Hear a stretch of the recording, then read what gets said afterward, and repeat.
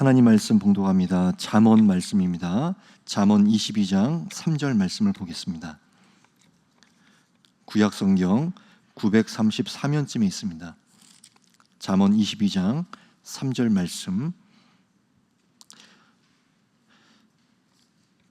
22장 3절 말씀을 다 함께 한 목소리로 함께 봉독해 올리겠습니다. 시작. 슬기로운 자는 재앙을 보면 숨어 피하여도 어리석은 자는 나가다가 해를 받느니라. 아멘. 오늘은 슬기로운 자의 기준은 오직 말씀입니다 라는 제목을 가지고 말씀의 은혜를 나누겠습니다. 오늘 말씀은 슬기로운 자와 어리석은 자가 함께 대조되고 있습니다. 슬기로운 자, 어리석은 자, 재앙 앞에서 어떻게 이 둘이 서로 다른가에 대해서 말씀하고 계십니다. 슬기로운 자는 재앙을 보면 숨어 피합니다. 그러나 어리석은 자는 계속해서 나가다가 해를 받습니다. 이 슬기로운 자와 어리석은 자 이 대조를 통해서 주님께서 우리에게 주시는 메시지를 함께 듣기를 원합니다. 이 슬기로운 자의 이 재앙, 슬기로운 자는 재앙을 볼 때 숨어 피한다. 여기서의 이 재앙은 아직 일어나지 않는 재앙입니다. 그러니까 지금 이 시각에 일어나지 않고 있는 재앙이고 장차 다가올 재앙을 뜻합니다. 특별히 여기서 말하는 재앙은 징조가 보이고 있고 신호가 깜빡이고 있는, 다가오고 있는 재앙입니다.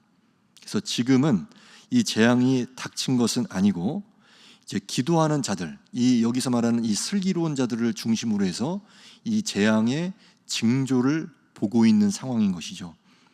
그래서 3절에서 나와 있는 재앙을 봤다라고 하는 것은 재앙의 신호와 재앙의 징조, 재앙의 전조를 봤다는 뜻이 더욱더 정확합니다. 성경을 보다 보면 하나님께서 미리 경고의 신호등을 보낼 때가 많이 나오죠. 그래서 예를 들면 노아를 통해서 홍수의 전조를 계속해서 보여주셨죠. 노아를 통해서 이 홍수의 심판을 미리 경고하셨고, 모세를 통해서 10가지 재앙을 미리 경고를 하셨어요. 그리고 요나를 보내서 니느웨 성의 심판을 계속해서 증거하게 하셨고, 여러 선지자들을 통해서 이스라엘의 역사 가운데 아시리아와 바벨론의 침략을 미리 계속해서 경고하셨어요. 이게 다 이 재앙의 전조를 보여주시는 것이죠. 재앙의 징조를 계속해서 보여주시는 것입니다. 계속 하나님께서 경고의 메시지를 보내시는 가운데, 근데 슬기로운 자와 어리석은 자는 반응이 매우 다르다는 것입니다. 슬기로운 자들은 영적으로 깨어있고 주님과 계속 기도하면서 교제하고 있기 때문에 슬기로운 자들은 이 재앙의 전조를 알아차려요. 재앙의 징조를 느낍니다. 그러나 어리석은 자는 전혀 듣지 못하고 설령 듣는다 하더라도 무시하고 계속 나아갑니다. 그래서 무시하고 계속 나아가다가 해를 받습니다. 슬기로운 자라는 것은 이 재앙 앞에서도 하나님 안에서 계속 말씀을 묵상하고 있고 주님의 음성을 듣고 있고 주님의 말씀 따라 행동하고 있는 사람입니다. 그 가운데 슬기로운 자는 주님의 말씀을 들으면서 숨어 피합니다. 숨어 피한다. 그러니까 슬기로운 자는 재앙의 신호, 또 재앙 가운데서의 주님의 말씀, 그리고 주님의 말씀 가운데 순종, 그런 것들을 통해서 숨어 피합니다. 이 숨어 피한다라는 이 부분을 좀 더 한번 생각을 해보기 원합니다. 숨어 피한다. 성도, 이 말씀 그대로만 문자적으로만 해석을 한다면 성도는 재앙이나 고난이 찾아왔을 때 일단은 숨고 피하고 봐야 된다. 그렇게 해석을 할 수도 있겠죠. 근데 그것은 좀 올바른 해석은 아닙니다. 성도는 재앙이나 고난이 찾아온다고 해서 무조건 숨거나 피하지 않죠. 그렇지 않습니다. 그래서 성경 말씀을 우리가 전체 맥락을 다 봐야 된다는 것이 바로 여기에 이유가 있습니다. 오늘 3절 말씀 요것만 딱 요 한 구절만 딱 보게 된다면 슬기로운 자는 재앙을 보면은 숨고 피해야 된다. 그렇게만 딱 단정 지을 수가 있는데 그렇지 않고요. 성경에는 이 재앙 가운데서도 숨거나 피하는 장면도 등장하고 동시에 고난 가운데 재앙 가운데 그대로 정면 돌파하면서 맞닥뜨리고 승리하는 장면도 얼마든지 많이 나옵니다. 예를 들면 이 다윗의 예를 보건대, 다윗은 도망쳤을 때가 있어요. 오늘 말씀처럼 숨거나 피했을 때가 있습니다. 사울의 칼날 앞에서 그는 도망치거나 숨어 다녔습니다. 그렇죠. 다윗은 도망친 적도 있고 숨어 지낸 적도 있어요. 그러나 거인 골리앗과의 싸움 앞에서는 그는 도망치지 않았어요. 정면으로 그 고난 앞에서 맞닥뜨렸고 승리했던 사람이에요. 사도 바울의 예를 봐도 그렇습니다. 유대인들이 그를 죽이려고 다가왔을 때, 사도 바울을 죽이려 했을 때 간밤에 제자들이 광주리에 그를 담아서 도망가게끔 만듭니다. 일단은 피신하고 숨어 지냈습니다. 그러나 언제까지나 사도 바울이 그렇게 숨거나 피신했던 건 아니었어요. 사도행전 20장 23절에 보면 이제 완전히 다른 모습을 보여요. 오직 성령이 각성해서 내게 증거하여 결박과 환난이 나를 기다린다 하시나 나의 달려갈 길과 주 예수께 받은 사명 곧 하나님의 은혜의 복음 증거하는 일을 마치려 하면은 나의 생명을 조금도 귀한 것으로 여기지 아니하노라. 이제는 재앙과 고난 앞에서 죽음도 불사하면서 이제 그 고난 속으로 그대로 통과하기 위하여서 이제 기도하는 사도 바울을 보게 됩니다. 그러니까 성도는 이 재앙과 고난 앞에서 어떨 때는 숨거나 피하고 어떨 때는 그대로 통과하게끔 하셔요. 하나님께서는 때로는 숨게 하시기도 하고 때로는 고난의 풀무불을 그대로 통과시킬 때가 있다는 것이죠. 결국 슬기로운 자는 요 문자 그대로 해석할 때는 고난 앞에서 숨어 피한다 그렇게 해석을 할 수가 있겠지만, 그러나 좀 더 깊이 이것을 전체 맥락을 따져가면서 해석을 해본다면 슬기로운 자는 재앙의 전조 앞에서 주님의 말씀에 따라서 행한다고 하는 해석이 더 정확한 해석이라고 볼 수 있어요. 무조건 숨고 피한다는 것이 아니라 어떤 고난과 어떤 재앙 앞에서 주님의 말씀에 민감하다는 거죠. 주님의 말씀에 민감하고 그래서 주님의 말씀이 지시하심에 따라서 때로는 숨고 피하기도 하고 때로는 그 재앙 앞에서 그대로 통과할 수도 있다라는 그런 말씀이 더욱더 정확한 해석이라고 봅니다. 그래서 22장 3절 말씀을 우리가 보면서 슬기로운 자는 재앙의 신호를 보면서 동시에 주님의 말씀을 듣고 있고 주님과 깊이 교제하고 있고 주님의 말씀에 따라 행한다. 재앙의 전조 앞에서도 주님의 말씀에 따라 반응한다 라고 우리가 볼 수 있습니다. 그래서 슬기로운 자는 영적으로 민감한 자예요. 무조건 숨고 피하는 자가 아니라 영적으로 민감한 자예요. 성령의 음성에 민감한 자이고 주님이 이 고난과 재앙의 전조 앞에서 나에게 지금 무엇이라고 말씀하시는지에 대해서 분명히 듣고 느끼고 있는 자입니다. 그래서 주님 음성에 순종하는 자, 영적으로 민감한 자는 설령 그가 재앙의 전조 앞에서 숨거나 피해 있다고 해서 단지 그냥 숨어 있고 피해만 있고 아무것도 안 한다는 뜻이 아니라 그렇게 숨어 있는 상태에서도 하나님께서 말씀하신 대로 무엇인가를 준비하고 있는 자입니다. 재앙의 전조 앞에서 준비하고 있는 자예요.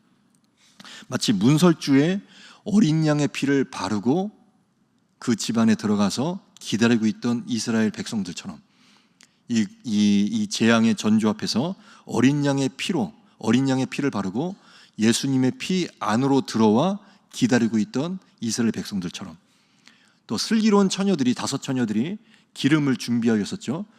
신랑이 찾아오기 전까지 밤새 기름을 준비했듯이, 그리고 홍수 이전에 노아가 방주를 짓고 기다리고 있었듯이 이 고난과 재앙이 닥치기 전에 성령께서는 항상 그의 백성들로 하여금 기도로 준비시키시고 무엇인가를 계속해서 지시하시면서 준비하게끔 만드신다는 것을 알 수가 있어요. 그러니까 재앙이 닥치기 전에 하나님께서는 그가 사랑하시는 자녀들을 계속해서 말씀을 듣게 하시고 말씀 앞에 준비시키시고 무엇인가를 계속 대비하게끔 만드신다는 것을 알 수가 있어요. 기도로 준비시키시고 마음을 준비시키시고 마음의 평강으로 준비시키시는. 그래서 성도는 절대로 오늘 말씀을 문자 그대로 해석을 한다면 그냥 단지 숨어 피해야 되는구나. 근데 그게 전부가 아니라는 거죠.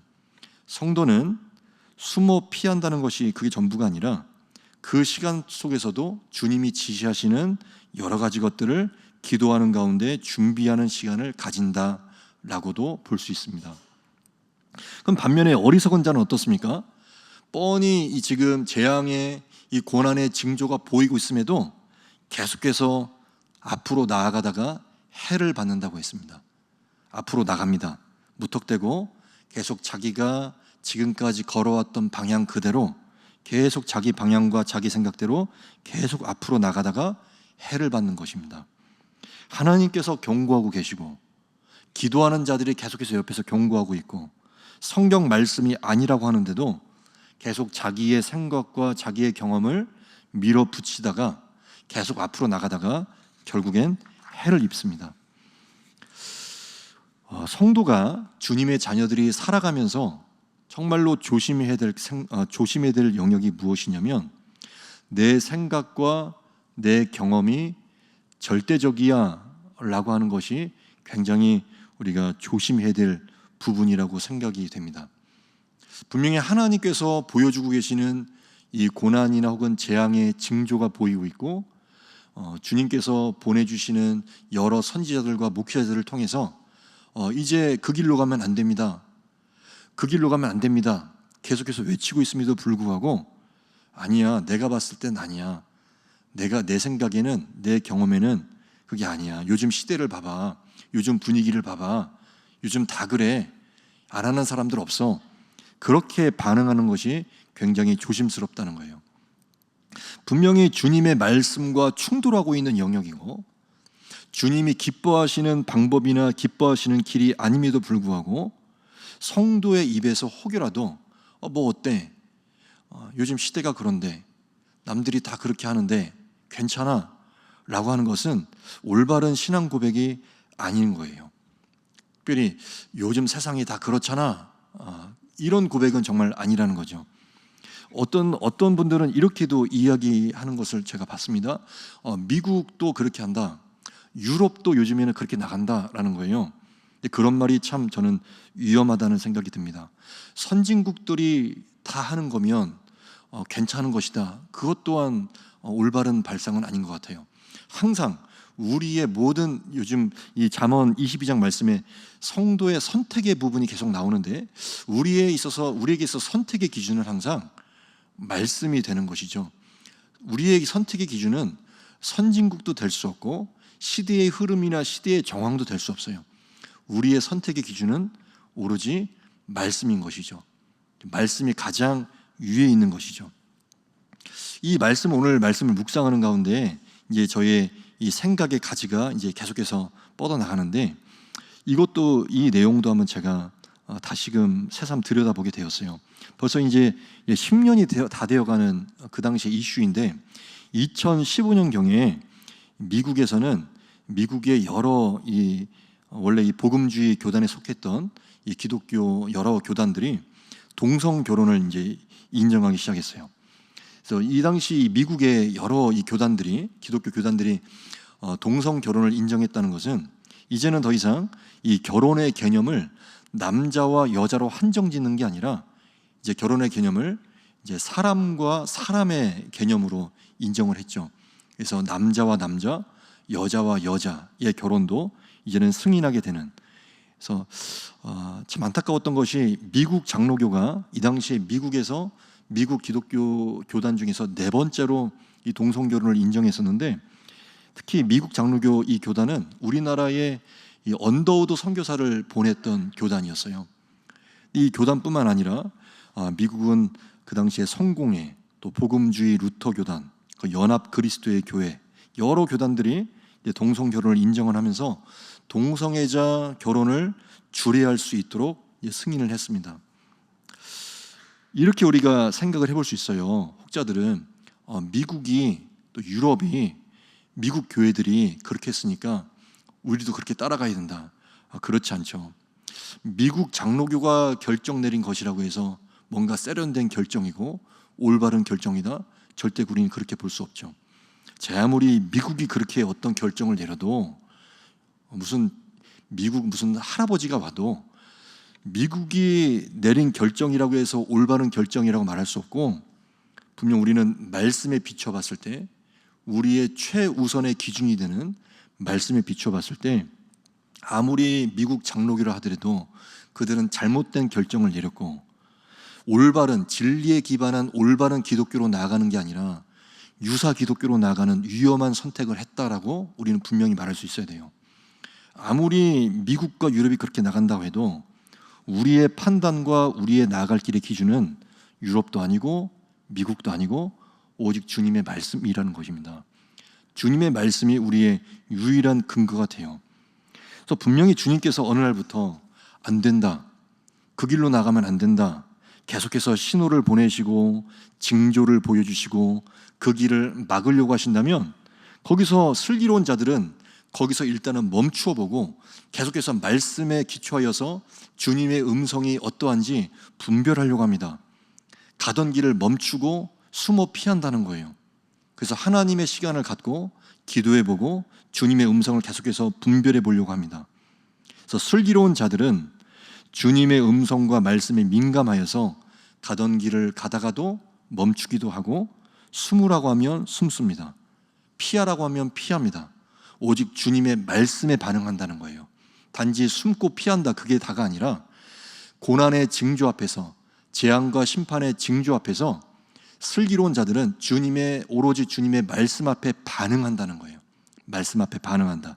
그러나 어리석은 자들은 말씀이 그들의 기준이 되지 않죠. 말씀에 반응하지 않아요.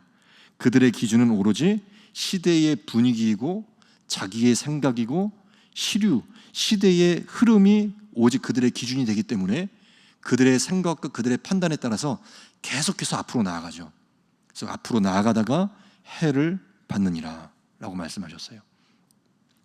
갈수록 이 시대는 개인의 취향과 감각을 중요시하는 시대입니다. 갈수록 이 시대는 그의 기준이 자기 자신이 돼요. 자기 자신, 나의 생각, 나의 경험이 존중받는 시대이기 때문에 뭐 어때? 라고 하는 말이 횡행합니다. 심지어 성도들의 입에서도 뭐 어때? 요즘 다 그렇게 하는데, 시대가 그런데, 선진국들이 그렇게 하는데 라고 하는 말이 심지어는 성도들의 입에서도 나오게 되는 시대입니다. 나의 기준이 중요하고 나의 즐거움과 나의 쾌락이 중요하고 개인의 취향과 기호가 중요하고, 일단은 내가 좋으면 되는 거야, 내 입장이 가장 중요해, 그렇게 이야기하고 외치는 시대입니다. 그러나 주님의 자녀들은 어떠합니까? 주님의 자녀들은 경고의 메시지가 들립니다. 주님의 자녀들의 귀에는 이 소위 영음이 들린다는 거예요. 영음, 성령의 음성이 들린다는 것이죠. 그 시대를 함께 살아가고 있는 사람들의 외침이 들리는 게 아니라, 슬기로운 자들은, 주님의 자녀들은 경고의 음성을 듣는다는 거예요. 이대로 가다가는 심판이 있다. 이대로 가다가는 나라가 위태로워진다. 이대로 가다가는 교회가 위험해진다. 다음 세대가 위험해진다. 그러한 경고의 음성을 듣게 되는 것이 바로 슬기로운 자들, 성도들입니다. 이 음성은 결단코 아무나 들을 수 있는 음성이 아닙니다. 기도하는 성도들만이 듣고, 더 나아가서 말씀을 최우선순위로 삼고 말씀을 유일한 기준이자 근거로 삼는 구원받은 성도들만이 이 음성을 들을 수가 있게 됩니다. 그래서 이 엄중한 이 경고의 메시지, 재앙이 닥치기 전에 이 경고의 메시지, 이 징조, 이 재앙의 징후, 여러 가지 이 메시지는 아무나 듣는 것이 아니라 오직 영적으로 깨어있는 슬기로운 자들만이 듣습니다. 정말로 이 말씀 가운데 바라옵기는 우리 모든 성도님들께서 영적으로 민감한 자, 곧 오늘 말씀이 말하고 있는 슬기로운 자가 되시기를 축복합니다. 영적으로 민감한 자, 주님의 말씀이 유일한 기준이요 근거가 되는 자, 그래서 재앙의 징조 앞에서도 오직 말씀 앞에 반응하는 자, 가라 하면 가고 오라 하면 오고 숨어라 하면 숨고 피하라고 하면 피하게 되는, 오직 말씀이 기준이 돼서 말씀 앞에 반응하는 자가 되시기를 바랍니다.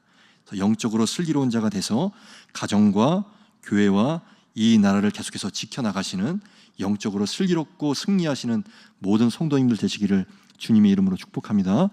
기도하겠습니다. 오늘 말씀 붙들고 기도하겠습니다.